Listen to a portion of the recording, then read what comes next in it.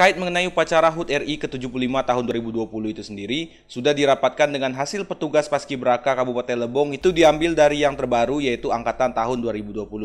Dijelaskan oleh Ketua Purna Paskibraka Indonesia Kabupaten Lebong bahwa akan diambil sejumlah 10 orang dari anggota Paskibra yang sebelumnya batal diberangkatkan sebagai calon Paskibra Provinsi dan Nasional.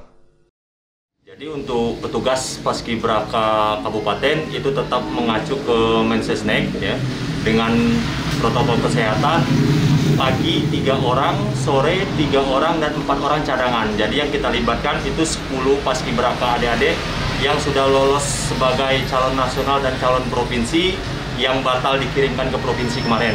Jadi yang akan bertugas untuk tahun ini tetap seperti Mensesnek, itu hanya 3 orang. Ya, untuk yang Paskibraka 10 orang itu semuanya angkatan 2020 yang sudah seleksi kemarin. Selanjutnya, untuk peserta upacara tahun ini dibatasi, termasuk orang tua dari anggota Paskibra ini nanti tidak diperbolehkan untuk datang demi keselamatan, dan untuk peserta Paskibra ini juga akan dilakukan rapid test sebelum melaksanakan latihan.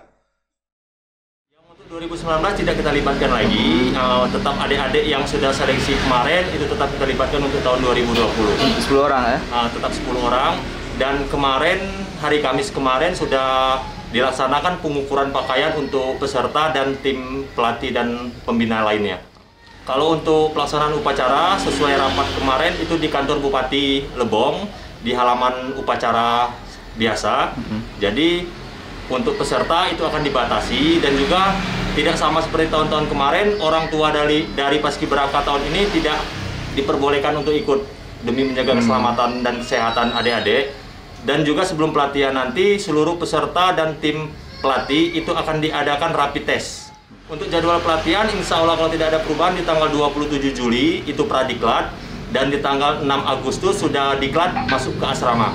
Dimas Mita, Lebong TV melaporkan.